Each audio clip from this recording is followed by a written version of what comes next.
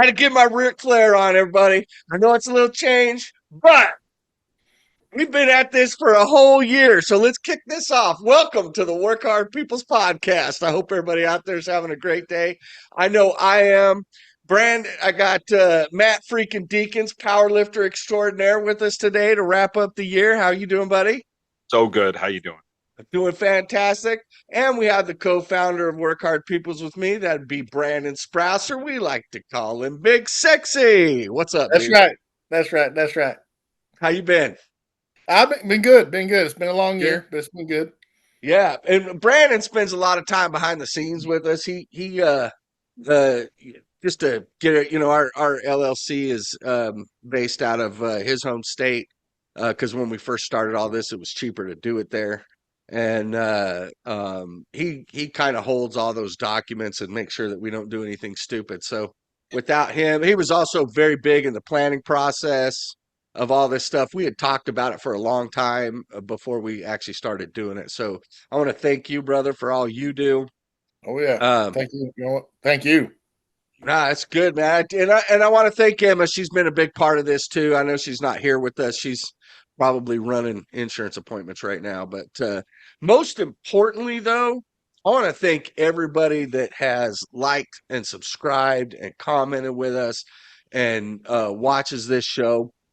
I just want to quickly kind of cover a few things. So over the past year, we put out including this video right here. We put out 75 total videos. 43 of them were podcasts, 22 were shorts. We've had 77,000 views, about 1.5 thousand watch hours, and 2.1 thousand subscribers to this point. So just thank you, everybody. And in light of that, because we made it a year, I've decided we're doing a little giveaway here. So uh, this giveaway is good till you got till the first of the year. So you got a couple weeks left. All you have to do, you can go to our social media, which is Work Hard People's LLC. That's our Instagram and our Facebook. You can DM us that you want the gift. What we got going on here is we're giving away one nutrition plan, which is it's $100 value. So we'll break down your macros, go over everything with you, put a program in place, help you determine the best food so that you can put together a meal plan and get you set up for success in the new year. We're also going to give away a one-time, just no monitoring, just a one-time workout program based off of your goals. Another $100 value if there's something that will kind of break down your goals a little bit, help you put together a program that you can follow, and see if that's something you like. And then we're also giving away 2 1-hour personal development sessions. That's a big focus of what we do here is working on yourself, how to accomplish your goals.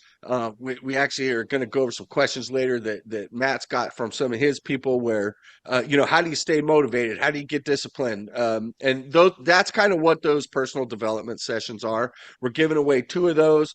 And then the other thing too, we're also running a holiday special. So if you sign up by January 1 for a 3-month program, it's $150 discount off of that program. So it'll save you about $50 a month for the 3-month each month for the 3-month program. But with that, thank you so much. I mean, Brandon, dude, when we started after episode 1, did you think we'd still be sitting here right now? Because we sucked. No.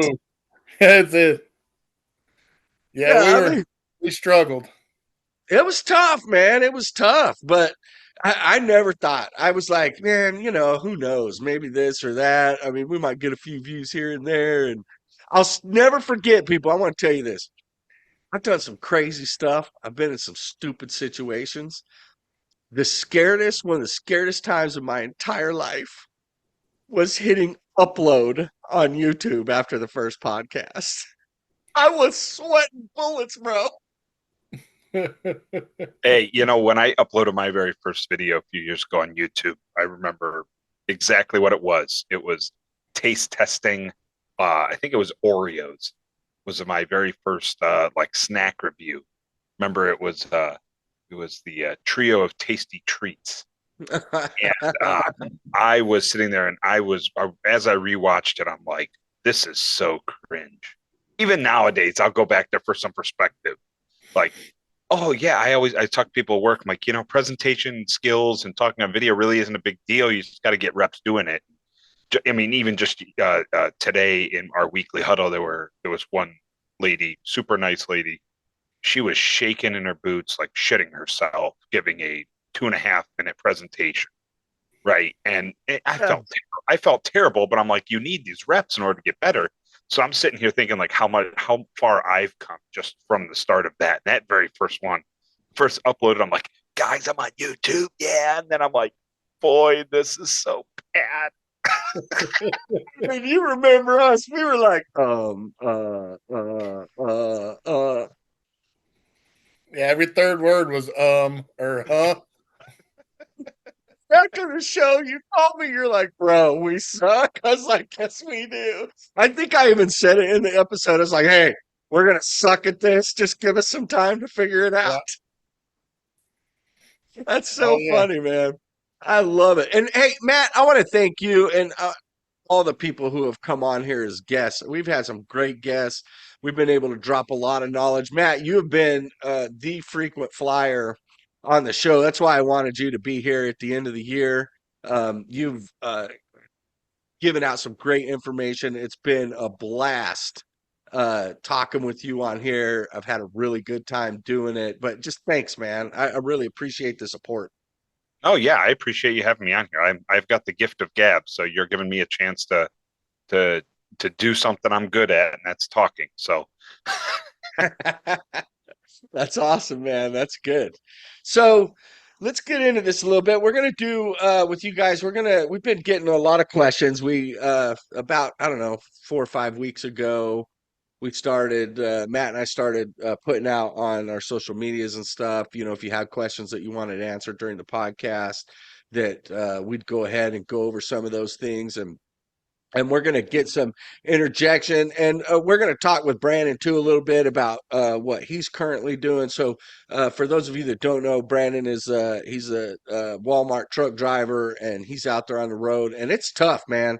I was in the truck trying to lose weight and do that stuff, and be in shape, and it's hard, and he's been working on some good things that are working. So we'll discuss that a little bit. But first, let's get to question number one here, because it's a big one. And people, I get this asked in the gym all the time. And I had probably 10 people ask me this question. They said, uh, I've been told using lifting straps is cheating. And for what people don't know, these are lifting straps, right? A pair. They got figure eights. There's all kinds, but these are the ones I use. Um, and you just kind of put them on your wrist like this, and then you can wrap them around the bar, right? So you don't have to grip the bar as much. And the big comment is, well, if you use those, you're cheating because you're not, you're making it easier on yourself. My answer to that question is, are using lifting straps cheating? Depends on your goals, man. If you are the thing to remember more than anything is you can lift more weight with your back than you can with your forearms and your grip and your biceps, right? It just is, it's going to happen. Your back is very strong. Um, if you are bodybuilding training, you look at the pros, man. Every single one of those guys use straps on back day. Why do they do that? Well, when you don't have to put a lot of grip pressure on the bar, when you can almost let go and just let it hang there, it disengages the biceps and the forearm. So now you're concentrating all that weight into the back. So you're going to grow your back. You're able to lift more weight, more reps, because you're not worried about your grip wearing out. But if you're getting into, if you're going to be a strongman competitor, well, they don't use straps in their competition, right? I mean, you look at Brian Shaw, that man, he never uses straps because they need good grip pressure. But Yeah, equipment but is Brian important, people. Shaw Go is ahead. an alien. No, but I mean, yeah, he is definitely. But all those guys, right? The strongman Right. competitors, they don't use it. And equipment's important, but it depends on your goals, right, Matt? I mean, you use different types of equipment for the type of things you're doing. Yeah, absolutely. And for me, you hit it right on the head. Is your back can lift more than your forearms, biceps, and grip. Now, for me, I'll say how this translates to me because I used lifting straps tonight. If I'm doing a workout that I need to make sure that I'm also training my grip on, in powerlifting, we can't use straps to deadlift. That's just your grip is, if your grip is your limiting factor, you need to train your grip so that it's not your limiting factor. I could tell you right now, I could probably deadlift 50 to 75 more pounds than I can hold. So if I Mhm. put lifting straps on, I could deadlift probably 650, 675, no issue. I've never deadlifted more with just these mitts than 605 from an advantage. So I know my grip is a limiting factor, so I don't try to wear them until I've at least exhausted my grip. Then if I know I have other work I need to do, I'm throwing straps on because otherwise I'm not going to get to the work or I'm not going to do that work I need to do. So I think you're 100% right. It depends on your goals. If you're in bodybuilding, I found a lot of back in my bodybuilding days, found a lot of use using those straps because I could hold on to, say, the hammer strength machine more doing a pull down than if I were trying to hold. I could let go and get kind of like the hook almost. Mhm. And now I can still pull with my elbow, pull with the lat, do different things and get a different engagement and longer engagement than if I'm trying to do a one rep grip and rip off the floor per se. So No, 100%, dude. Today was back day for me. And I was on the hammer strength plate loaded, the low row, right? So it's chest supported. Your chest is against the machine. You're reaching out and rowing to your hip, right? And you can do it two hands. You can do both hands at the same time or one hand. I usually do that one hand because it lets me get a greater stretch and a greater contraction. But I had four wheels on there on each side. That's 180 pounds that I was rowing, and I'm not rowing it once. I'm rowing it. I rowed it 8 times, controlled, slow on the eccentric, exploding into the concentric, right? Really flexing hard. I could not hold that for 8 reps. I just couldn't. But if you're worried about forearms and you're using straps, train them on an accessory day. Go ahead and train yep. them, and you don't have to use straps on every lift. So I typically do 4 sets per exercise. We talked about this before, right? I do the 4 sets because there's a reason behind my madness. The first set is strictly to feel the movement for that day. How do I feel that day? Do I got a kink in this shoulder? Do I got, it's pretty lightweight. I'm just moving the weight around 12 times. I'm not doing 20, 30 reps with it. It's just feeling the movement. The second set is really finding how strong am I that day? Because every day you're going to be different. Depends on how much food you have in you, how much sleep did you get, what'd you train yesterday, all these different factors. So now I'm going to figure out, okay, how strong am I today? And then those last 2 sets, those are my working sets. I take them to absolute failure. If I'm trying to get a set of 12 and I get to 12 and I can do 15, I'm doing 15. It just means I got my weight wrong. So, that next set, instead of just going up 10 or 15 pounds, I might go up 30 pounds on my last set. But I'm going to get in that 8 to 12 rep range of failure. Yeah, I did machine rows tonight myself with the straps, and what I did, I had this isn't quite the low row; it's more of like a normal horizontal plane I know row, that one. Yeah. and so I strapped up and did both arms at the same time for as many as I could, and then I did this for 2 sets strategically, did as many as I could. My right side stronger, so the first set I then dropped and did single arms as many as I could and started with the right to give the left a rest.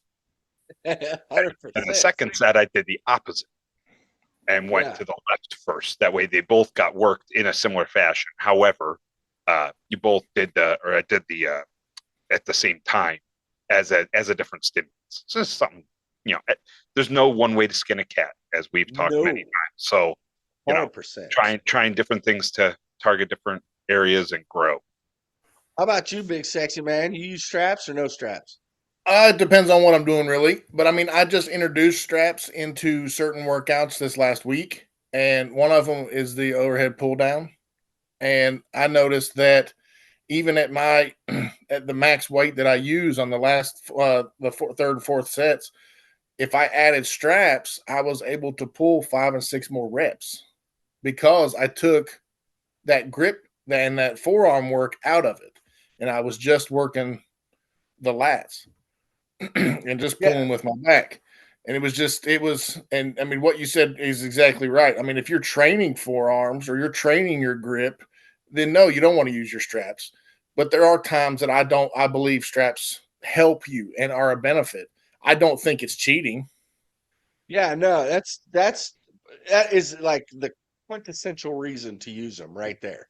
Is you're getting those extra reps into the muscle. And just so people know, when it comes to like power movements, oh big sexy's strong as shit. Well, and one of the things that I was explaining to my partner, because I work out with a partner sometimes, and one of the things that I was explaining to him when I introduced straps to him is today is back day. Today's not forearm day. Today's not bicep day. Today's back day. And if I can take the smaller muscle groups out of it by using straps and work just the back, I'm going to do that. It's Yeah, more of that mind muscle connection that I'm liking.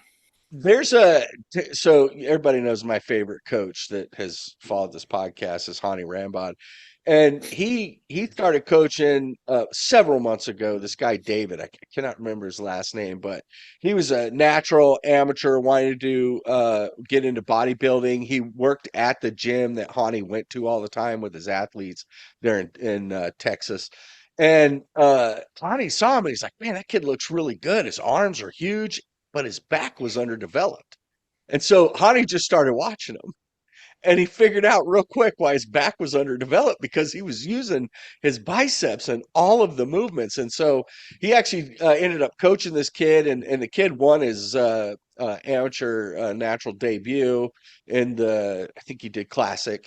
Did classic. He won that competition, and but his back, watching Hani, because he posted several videos of him training him and watching him change a few certain things and having him really disengage the bicep and use that back, his back grew exponentially, right? So that just listen, equipment has a place. Figure out what your goals are and then use the proper equipment to help you accomplish the goals, right? There's always going to be haters in the gym. There's always going to be people saying, "No, you should never do that. You should." There's another question I get all the time. We're just going to bounce right into it because it falls in line with that, and that is, are partial reps any good? Well, depends on who you ask, right? You talk to Renaissance periodization; they are full ROM all the time, which ROM is, full range of motion. Uh, Full range of motion's great. I love full range of motion. But once again, back to my favorite bodybuilding coach, Hani. You look at John Meadows, Jay Cutler. Partial reps have a place. There's some things that you can do with them. Um, doesn't mean I like when I coach my clients, it's always we want full range of motion because it gives us a full stretch. But even in myself, if I throw like when I'm doing like you, Brandon, when I'm doing the wide grip lat pull downs, right? Mm-hmm. At the very end, if I throw in two or three, man, it doesn't fire my lat so much, but I really start feeling it in my teres. My teres just if I can get halfway down with a couple at the end, I just really, I mean, I can feel it fill up with blood. There's two partials that I love. It's similar to yours, the pull downs, close or wide, almost doing scap retractions, more Hmm. so than partial reps, but it falls in kind of the same world. You could do a partial rep and you're still going to get a scap retraction. That and side laterals.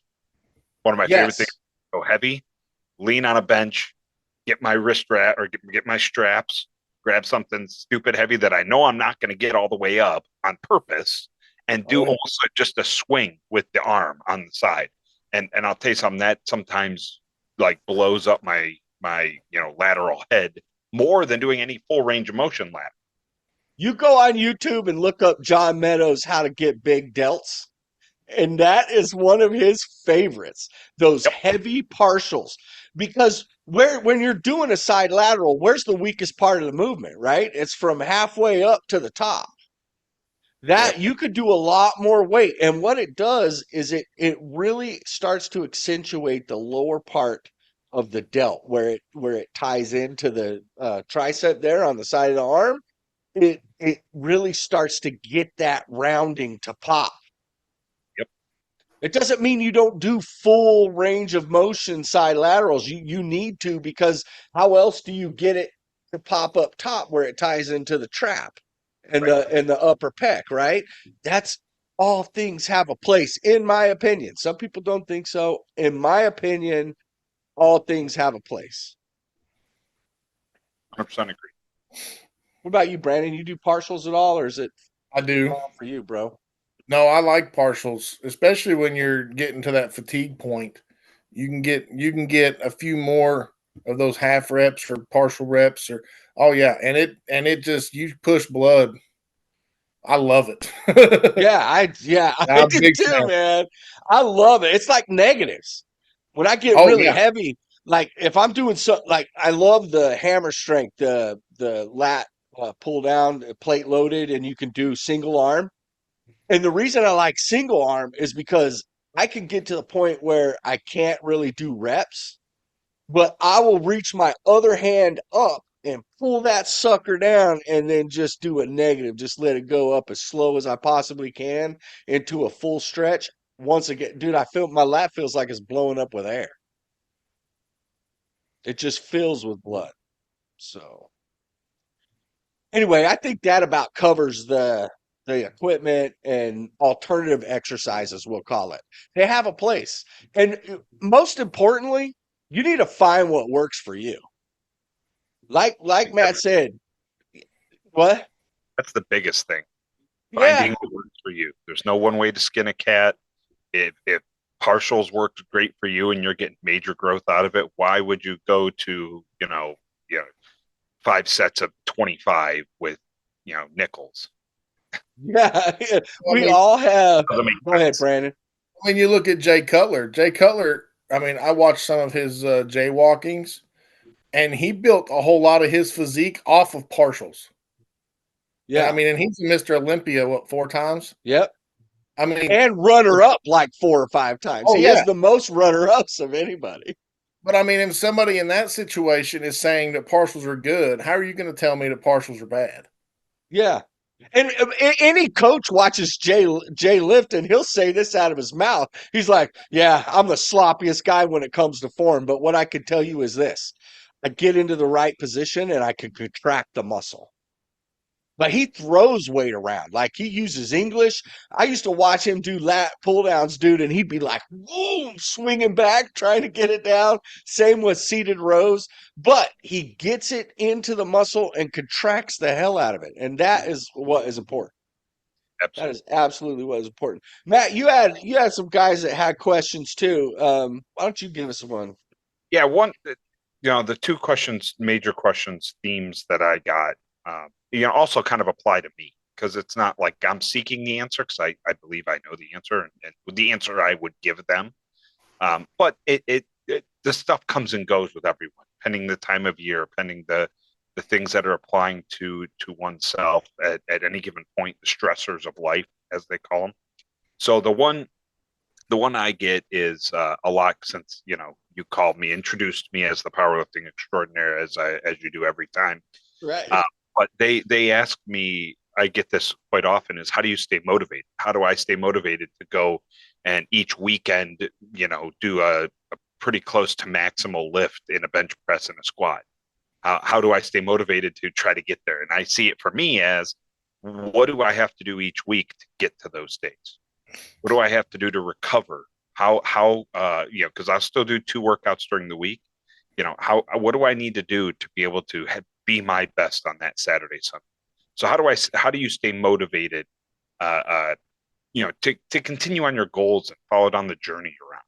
So the one way I always answer is it's consistent action, consistent positive actions towards whatever your goal is. And that goal isn't the one that's at the top of the mountain. The goal is each check-in on your way up that mountain. And if you break those big goals down into those little mini check-ins, and you're working towards that end of that 4-week block where you're going to max out and then take a deload, or you're working towards, the cheat meal in 3 weeks that you're holding off on because you know your body doesn't really need it, but you just want it.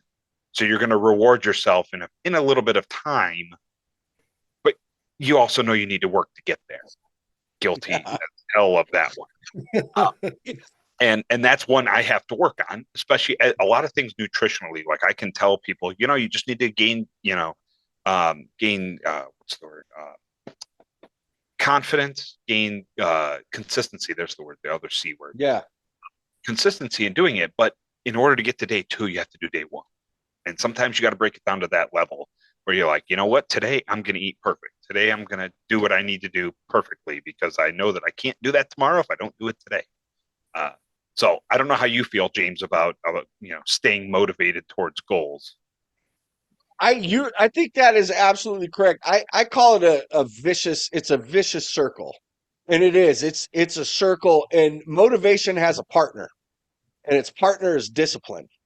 And what happens is we get excited about doing something and we start doing it and we're very motivated, right? But then the hard work kicks in. And that is where we need discipline. So we're motivated and things are going great. And now it's a grind. And I'm telling you, people, as much as I've said this many times, going to the gym for me is Prozac. It's the way I keep my head straight. But there are still days where it is a grind. I don't want to do it. I have to sit on the couch, call myself names, make myself get up and just go do the workout. And the funny part is usually when I'm feeling that way, once I get 15 minutes into my workout, those are some of my best. But you have to work on discipline because then when you start going through that grind, right, then you really start to see results. And when you start to see the results, what happens? You get remotivated. Now, okay, I've made it to this point to you, right? All these mini goals. Excuse me. All these mini goals, right? So you went through the grind, you exercise your discipline, and you achieved a little goal, which remotivates you because now you're pumped. You accomplished something. Okay, I accomplished that. My next goal is this. And so now you're motivated again. And then once again, it goes into the grind. One of the best statements I've ever heard on that was from David Goggins. And he was talking about, I think he was on the Rogan podcast when he was talking about it. And he said, people think that this is easy for me, that it's no problem. If you think that there aren't days that I don't sit on the edge of my bed and stare at my shoes for 30 minutes trying to talk myself out of a run, you're fooling yourself. We all do it. The difference is I put those shoes on and I go do it.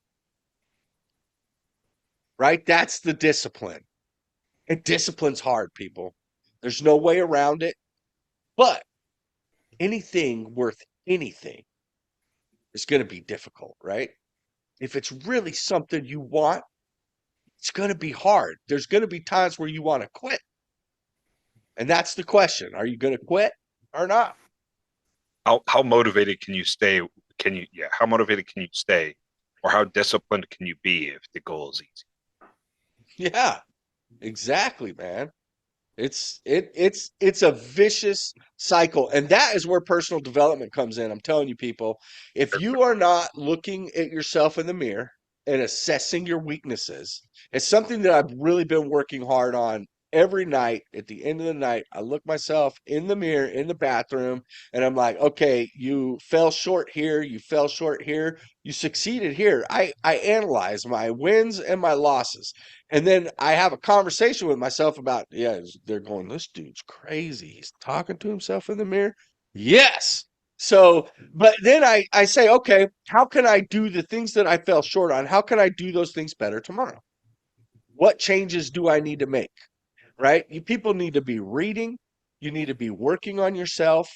Uh, those things will motivate you. Other people's stories and successes as you follow them will help motivate you, right? When I see Brandon do something killer, when Brandon calls me up and goes, dude, I did this. I lifted this amount of weight for that amount of reps. I'm like, okay, hold my beer, brother. I'm coming after you, right? Like, we'll be making bets. First person to this weight has to buy the other one a steak dinner. Just things.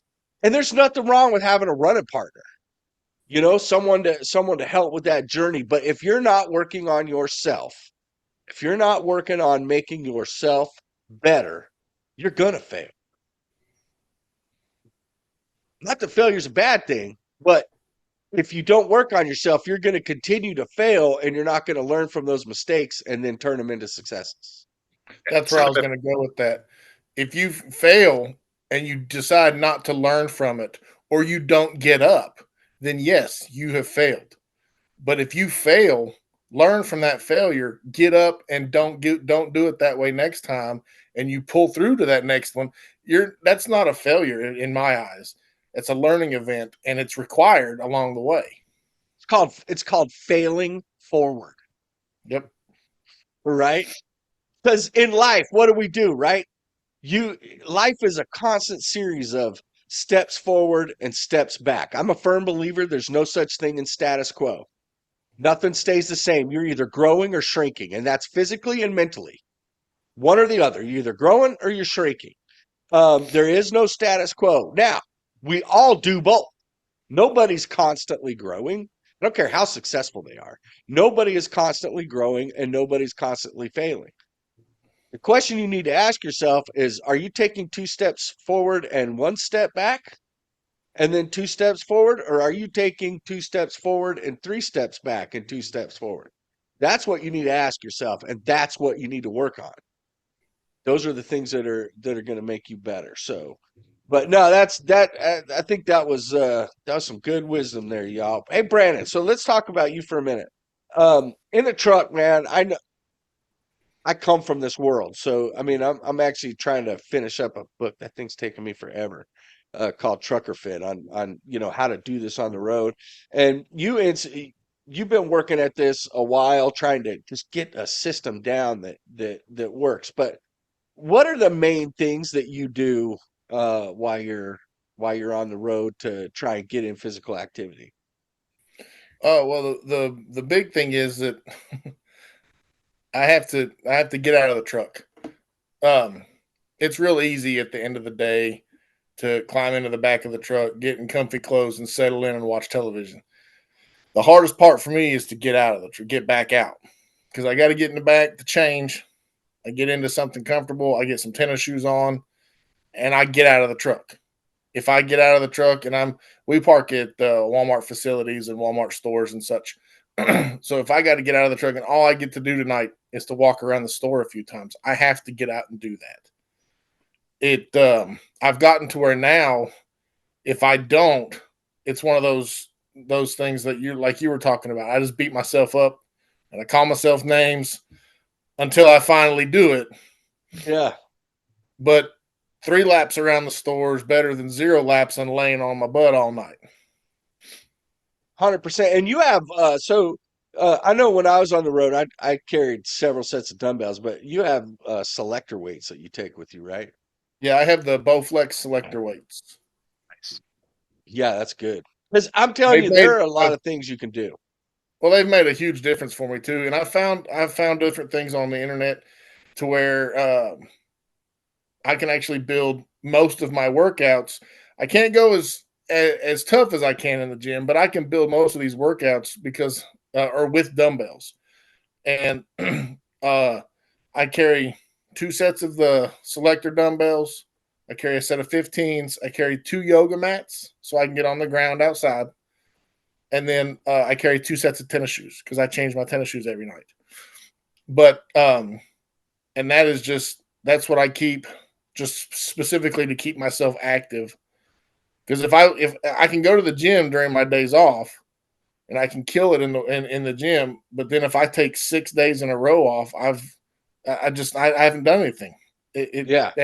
I feel it as not a failure, but a failure not have done to I work out for the 3 days that I'm home and then I sit around for 6 days. I can't do that. I'm not gonna take those steps forward at that point. Yeah. No, that's important. It's important, and it's important for a couple reasons. Number one, just being active. Like you said, the three laps around the store is, it gets your blood pumping, kind of wears off kind of some of the stress from the day.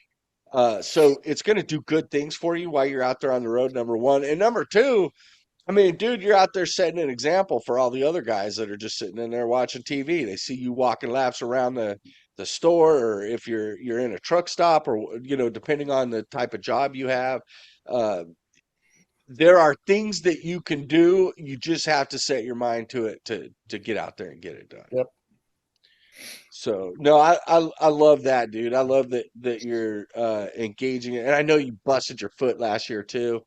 And you've been kind of dealing with that, and I'm telling you that a foot injury is a killer when it comes to, like, if you're trying to keep weight loss and stuff off, because I don't know what it is about cardio. I know it doesn't burn a whole lot of calories if you're just out there walking, but it was a motivating factor for me. And when I couldn't do that anymore, I had to find other ways to do it. And I put on some weight sitting there, man. Even though It's I a was still going to the gym, it's hard. Well, it's a mental thing too. That cardio, it kicks your mind into that mindset. Well, if I can do this, why can't I go and get a few reps in? Why can't I Hmm. go ahead and knock out a small little 30-minute workout? I mean, it's the first step to the next step. And Yeah, I mean, no, that's what that's I use good. as No, that's awesome, dude. That's fantastic advice. And just keep getting after it, dude. Because it's gonna come. Like I said, you're already strong as hell. So the rest will come. You get that nutrition and cardio in check, and everything else will start falling off. So my nutrition is that's my biggest wall. that's Because everyone's number one. right, but the biggest thing for me though is I mean, I understand that it's generally anyone's fight, but I have to prep my food for 6 days straight, Hmm. and it's got to be something I can keep in a college dorm room type refrigerator. So it's got to be packaged tight, and then I have in my truck I have access to a microwave, and I have access to one of those trucker ovens that you know what I'm talking about. Yeah, it's like a little lunchbox. You can plug it Yep. in like a cigarette It's lighter. actually called a lunchbox. Yeah, it's really good, man. I used one for a long time. They're But really good. it takes time to heat up your food and things, Hmm. but you have to plan based off of what you have access to. I don't have access to that kitchen every day, Yeah. which would be amazing. But and then at the same time, it's also one of those you got to stick to it also Yeah, because because Brandon, you can verify this, dude. Eating cold 5-day old freaking chicken, 5 days out, that's it's rough. tough. Oh It's yeah. dry. It's not very good. You want to talk about being disciplined? You can do that. You can do freaking anything. Well, try doing that. Like, Try hell doing that. no. Try eating that chicken, James, while you're parked right outside of Walmart with a hot deli inside, or a Subway, or now, mind you, No. there are worse places, but when you park at Walmart stores, most of the time Walmart stores are in the same parking lot as a restaurant of some sort. Yeah. And Yeah. it is much easier to pop over to Applebee's and grab a burger and fries than it is to choke down some chicken that you've been choking down for 5 days. Yeah. Nobody So, wants to be choking no chickens. I mean, that's hilarious because I'm pretty confident you made a choking chicken comment on our first podcast. Probably did. It wouldn't surprise me. Wow. Some things just fall out of my mouth, people. I'm sorry. There's no filter up there. And it's the gray hair. It's just, there's no filter. Well, gray The baldness, lack of gray whatever. hair. Or lack of gray hair. That's funny, man. That is funny. Well, I'm proud of you, dude. I know you're out there killing it, working hard, and it is not easy to do. And I know you're killing it in the gym because, we talk on a regular. So that is awesome. So I got another question, and matter of fact, I had a guy actually ask me this today in the gym, And he said, "What is the best way to peak your biceps?" He's talking about getting that round peak on top. And I'm going to tell you, people, there's there's two things here. It's funny. Number You and one, I talked about this last week. yeah, number one, genetics. Genetics have a big play in how peaky you can get your bicep. That's number one. And where that comes from is your muscle attachment, right? So my arms are big. I have 19 and a half inch arms right now. They are big. Bananas, sorry. What? Lexananas, are you? Oh yeah, they're big. But I I got can't I got roundness and I got mass in the tricep, and my tricep will separate, but my bicep, it attaches almost into my elbow joint, right? It's very long. So when I flex it, it's just like this big mass. Now, there are some exercises that you can do to help accentuate that. Anytime I have found I don't know if you know about like Hercules curls where you're out like that, those tend to work really good. What I have found that is starting to get me a little bit more roundness is I will actually sit like on a bench and I'll be at a cable station and I'll have it way high. So my arm is way up here and I am curling down to my ear.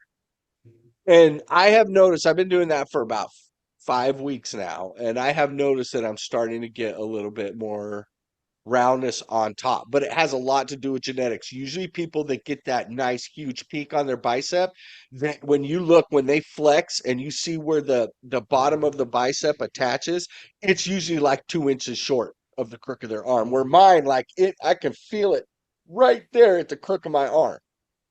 And the guys that I see that have that little gap between where their arm bends and where their bicep attaches, they usually have real nice peaks on their biceps. What do you say, Matt? Yeah, I went back in bodybuilding days. I remember doing the I think you called them Hercules curls, where up Yeah, in yeah, that was always a fan favorite here when I was, we'll say, towards like the end of arm day when I'd be tired and I'd be like, let's have like a finisher, a vanity finisher, I'll call it. That was kind of my go-to. The only thing I didn't love was feeling like my biceps were gonna shred, my elbows were gonna rip out of my arms, yeah, like as it pulled apart. You're like, as you're on your like last couple and it's pulling down, I felt like my whole shoulders were gonna fall off. Uh, yeah. I didn't love that, but I would be remiss to say that those didn't help with the shape of what I was going. Yeah, Jesse Flowers, he's been on here a couple times. He's the one who turned me on to he will kneel down. It's with this boot I have to wear. It's very hard for me to kneel. So I just was like, okay, let me try that with a bench. So I just got a bench and started doing it. And I'm telling you, it's night and day. The change in the shape. Now I don't have that peak. I have mass. They're big and tight, but yeah, getting that peak is it is it's one of those things that's kind of like calves. You either genetically have them or you don't. Doesn't mean you can't make them better by training them. You can make anything better by training them. But you can see that some of the best bodybuilders in the world got tiny calves, man. They just can't get them big. And other guys have these big, I call them cow balls. They're No, just a big set of nuts right there on the back of their leg. There's the owner of the gym where I go. He's got these calves. He's an iron worker, so he's been doing that for years. But I swear, he's probably got 3 or 4 decks worth of card thickness in calves. Yeah. It's like he's got freaking ice packs stuffed in there. It's got these tiny little ankles and these calves that you have to buy 2 sizes bigger knee sleeves to get over. good Yeah. Lord.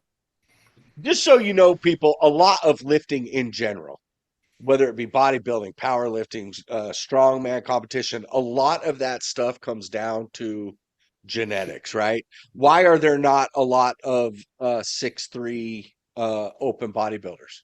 Because there's so much frame to fill out. They're just not genetically. Most of your champion, most body, other than like, I mean, Ronnie Coleman was kind of tall, wasn't he? Wasn't he 5'11" or 6 foot? I think he was in there at But some Cutler, I mean, most college. of these guys, yeah, most of these guys are, they're what, 5'8", 5'9". They're just they got that frame, which sets them up for that type of competition where they can have that X frame, those wide shoulders, wide sweep in the legs, narrow waist. They don't have all of this distance that they have to fill up because bodybuilding people is an illusion, right? It's about accentuating your strengths on stage and hiding your weaknesses. It's about, the aesthetic and symmetry of the muscle. You don't have to be the biggest guy to win. Look at Sean Clarita, man, the giant killer. He's a 212 Mr. Olympia who has won on an open bodybuilding stage. So because he's so symmetrical and shredded and just, it looks good. But a lot of that's genetics. I mean, Matt squats. The way we squat, it's genetic. Some people narrow, some people wide, toes out, toes in, all those things. Has to do with Absolutely. femur length, right? And how the femur hooks into the ball joint. Yeah, it's very much how your structure is. There's some people I know, even on the deadlift. A friend of mine who I lift with, she's a geared power lifter like I am, and she has like her toes like 1 foot like this because when she deadlifts, she can't clear her hands past her knees if they're both Yeah. normal. So she has to have one this way so she can get around her knee, and Yeah. and she pulls crazy amount of weight. I'm like, yeah, you know what? That's part of similar to me where I squat with my right foot slightly flared more than the left, all in how the hips feel. Yeah, because femur length and the way the hip attaches, just that motion, it determines if what happens is your hip, your femur jams into your hip socket, you get stuck. There's no free range of motion there, right?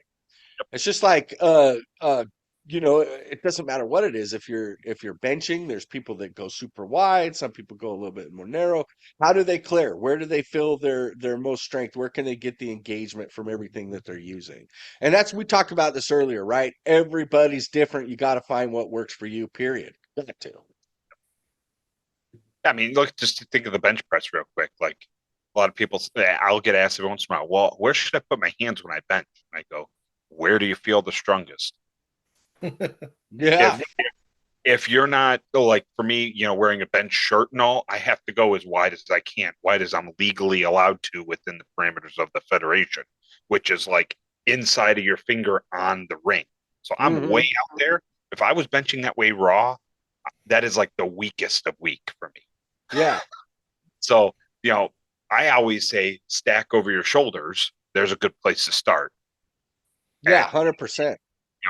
And to me, I mean, that's narrow. To a friend of mine who's 6'4", that might be finger pink or ring index on the ring. Yeah. Just based on what structure is. So it's a lot of what works for you, how your structure is. And there's, we said this about 12 times now. There's no, just because it works for me one way doesn't mean it's going to work for you that way. Yeah. I don't bench with a bar anyway, people, just so you know. If I bench heavy with a bar and my shoulder's done for days. I don't know what it is. I can narrow bench though. I do narrow bench on arm day. It's something just because I think I'm a little narrower and I'm able to stack in. It's when I get wider to bench that it really starts to mess with my shoulder. I do most of my benching with machines and dumbbells. So, but anyway, I got a question for you guys. Go ahead. Real quick. Without, giving a full dissertation, we'll start with Brandon. What is one of your goals that means something to you for 24? I want to be comfortable with what I see in the mirror. I'm for years now. I've not been comfortable with what I look like, and that's my biggest goal. I'm not. I mean, I go to the gym, but I'm not trying to be some super bodybuilder guy or a power lifter guy like you are. I just want to be I just want to be happy with what I look like. That's my biggest thing. But my biggest goal is to get my nutrition under control. That is my 24 goal. You get your nutrition under control, you're gonna like the result of yes. At least more than what you think you can like. Oh yes. 100%. 100%. James? Yeah, for me, man. So, a couple years ago, 2021, I took a picture about the week before 2021. I was in the best shape of my life as Brandon and I headed to the Arnold Classic, right? We went up there. The Monday I got back from the Arnold Classic, I snapped my foot in half. I lost a lot of strength over the last year, not almost 2 years now. Um, I gained some extra weight. Some of that was intentional because what I have been working on is I wanted to be as strong as I was in the upper body. Obviously, I can't do it in the legs, but I want to be as strong as I was in the upper body as I was before I broke my foot. And I've attained that. But I did put on some weight doing it because I've been eating, man. I have been eating. But I still look pretty good. My goal now is I have two competitors that are going to be doing the OCB Pensacola in June. Two of my clients that I'm coaching, they're going to be doing that in June. And I want to get back. I want my body to get back to the shape I was in before I broke my foot now. Now it's time to really work on peeling off the fat. I've talked about doing it a couple times before, but I'd start doing it and I'd lose that strength. And I didn't, I didn't allow the muscle to mature before I started to try dieting. And it was peeling right off. And I was like, whew, flat muscles were gone. Now I feel so since I've started this, I've started it already. I'm down like 10 pounds, but I'm still very strong. I'm still maintaining the strength. It's not waning. And I know some of that's going to wane and I'm prepared for that. But that's what I want. I want to get back to, I mean, the top four abs, I could get them to show through the little layer of fat I had before I busted my foot. I have no desire to ever get on stage. That's not like a desire of mine. But I want to look like I could do a prep and get on stage. Gotcha. That's my 2024 fitness goal. How about you now? So I have we'll tie them together. One naturally, I put up a few videos, one on Instagram and a couple on my YouTube shorts and TikTok about the squat I did this last weekend, where I hit a personal record for myself. Yeah, I saw that margin, a 755 squat. That's over the insane, dude. So from the day after Christmas last year to this last Saturday was 355 days. I put 155 pounds on my squat, and that's not normal. Hashtag results not typical. I very known that I lift in gear. I wear single ply gear with briefs and a squat suit and wrap knees and all the things that are legal in my sport of choice. So learning that gear has got me to where I am today. Now, want to take that to the next level. So by this time next year, I would like to, I'll take, 45 more pounds. I'd love to hit an 800 squat next year. Nice. The thing that sucked from hitting that 755 is I was a mess for that whole Saturday. So in order for myself not to be a complete mess, I want to get myself under control. I want to train so that I can recover from doing a maximal lift in a hell of a lot less time than the 3 hours of existing like a dead body on a couch, where my watch told me I slept for 3 hours, but I definitely can remember the episodes of Law and Order that were on TV. Yeah. Well, man, you hit a weight like that, your CNS is fried. I agree, which is why I want to train it. Yeah. will maybe do something a little differently there so that I don't take those 3 hours of being a living, looks like I took the living dead potion from Harry Potter, Yeah. and then at night go and eat something, and then my back feels like I'm about to like shit out my sacrum. Like I don't want to feel that. So what do I'm gonna get to the drawing board to hit that 800 squat, but also not be completely worthless for the rest of the day. Yeah. So that's my fitness goal for there. Also another goal, since we're on, you talk some YouTube statistics. I was like, oh, I wonder what mine are, because I haven't looked through the calendar year. Just bringing mine up in the calendar year of 23, 315,000 views and up 260 subscribers. So I want to kind of keep a good momentum there going. I don't put a ton of, I upload a lot of shorts, not long. Yeah. So for me, it's something I enjoy doing it and interacting with the people on there. And I love coming on here and talking with you and Emma and Brandon and Jesse and whoever all has joined. I feel like there's been others and I don't remember, and I feel terrible. JW and Valerie, the powerlifting princess. Yes. Yep. Yes. They were great as well. So just to continue that, positive momentum I've had in the year of 23 into 24. Yeah, and if you don't follow Matt on YouTube, his list, they're cool. And he usually has good music to him. And he doesn't just show himself. Sometimes his shorts has people that he trains with in the gym. There's what's that girl's name that you post quite a bit? That girl can lift some weight, bro. Yeah, so Leah, she is a member of our police force here in Northwest Ohio. And Nice. She has I want to say it's in a mid 16s, maybe a 630 squat. She's 132 pounds. Yeah. That girl. Have you seen this girl, Brandon? No, I'm gonna find her though. You need to find Matt Deakins. Your YouTube is it Matt freaking Deakins? Yep. I can't remember. I subscribe. Dude, on YouTube and Instagram and TikTok, and I think almost that all girl of throws some weight, bro. I'm telling you right now, she'll make you feel weak. I watch her lift. I'm like, holy crap, that girl would kick my ass. Yeah, she told me as soon as I hit my 755 squat that she has squatted more in her life, and to make me feel real good about myself. But also she benches more than I do. So that there you go. Dude. So it's very humbling that she trains in the gym on Saturday and Sunday like I do for my max days, or my max or heavier days.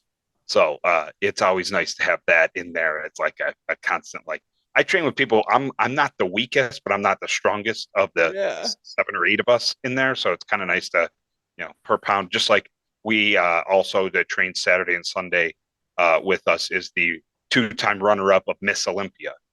She trains with us. Oh, nice. And, nice.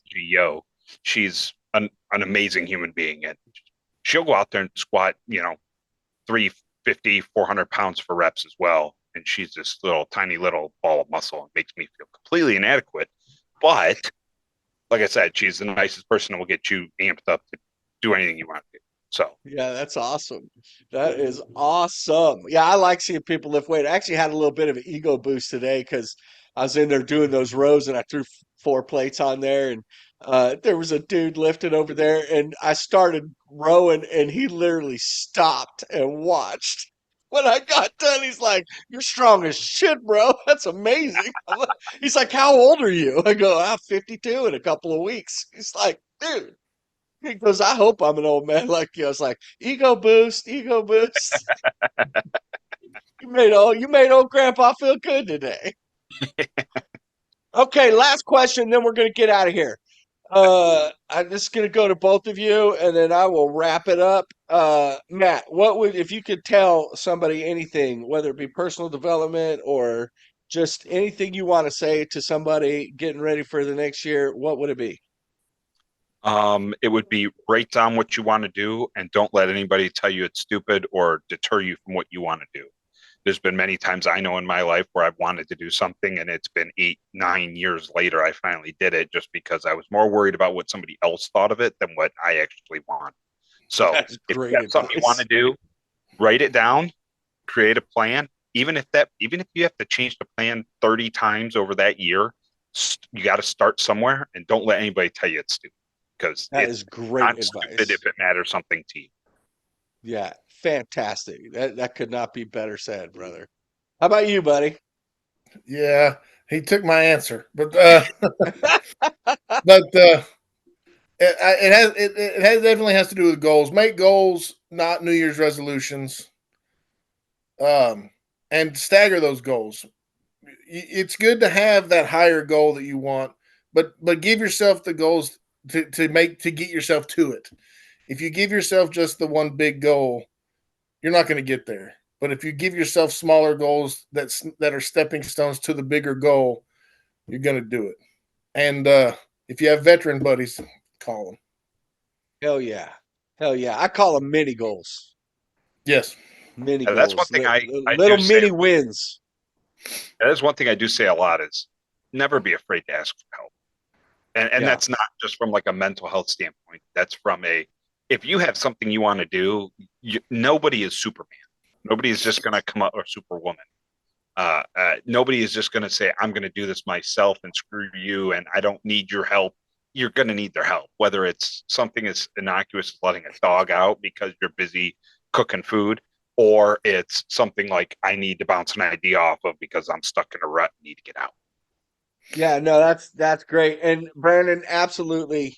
You know, if you have veterans buddies, this is sometimes a very tough time of the year for them. Definitely reach out. For me, I would say a couple of things. Number one, don't ever compare yourself to somebody else. Compare yourself to yourself, your past self, because that way you can literally see your growth. If you're chasing somebody, you don't know what somebody else's goals or dreams are.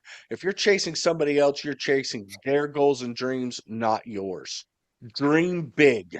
Dream so big that you need divine intervention to help you accomplish it, and then go out and chase it. That's number one. Number two, I'm telling you right now, there's greatness inside every single person on this planet. You just got to tap into it and find it. Find your greatness. Find out what you're good at.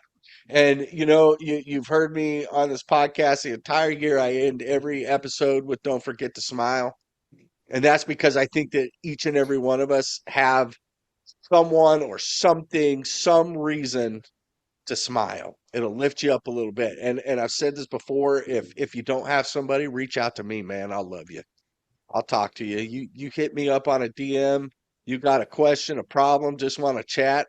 I will get to you as soon as I can, and we can chat. So, but with that, once again, thank you, every single one of you, all of the people that have watched this podcast and participated in it throughout the year. It has been a learning experience. It has been humbling.